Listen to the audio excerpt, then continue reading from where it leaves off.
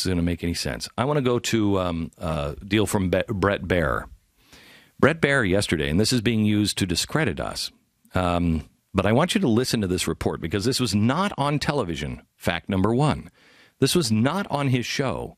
This was on the blog. And he is saying that the Department of Homeland Security told him that this is all wrong. Well, that's pretty important information, I would think, that would need to be on the show.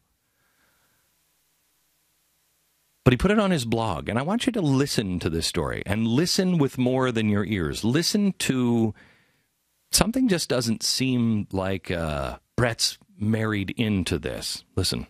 Janet Napolitano, the Secretary of Homeland Security, just said today that he really was never a person of interest, but out of an abundance of caution and out of diligence, according to these U.S. officials, federal authorities at that time, because they wanted to question him, added him to the no-fly list. Now, this is key. When anyone inside the U.S. with a U.S. visa is added to the no-fly list, the process is started. And a stress process here to revoke visa, and that's automatically begun, according to U.S. officials. Okay.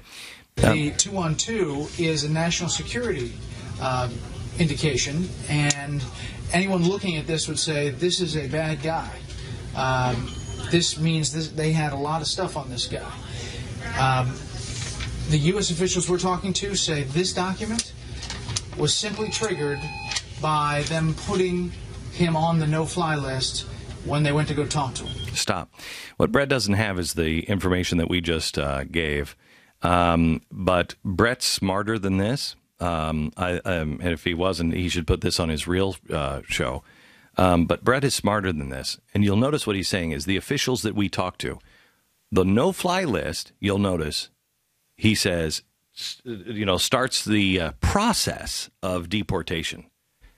He's not talking about the 2123B. He says they know that that's a very, very bad guy. Somebody who sees that knows he's a very, very bad guy. That's why I said to you last week, we know that he's a bad, bad, bad man. 3 times.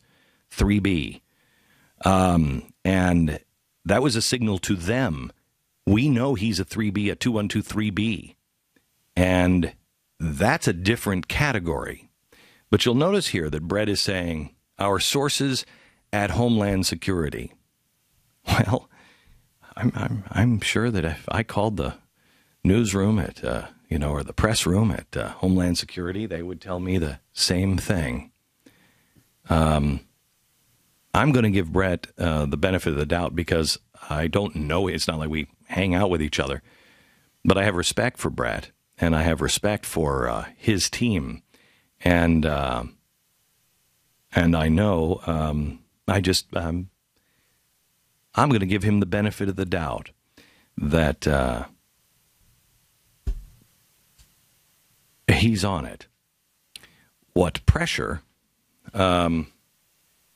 is being applied, I have one can only guess, but I appreciate the fact that he is putting this on his blog.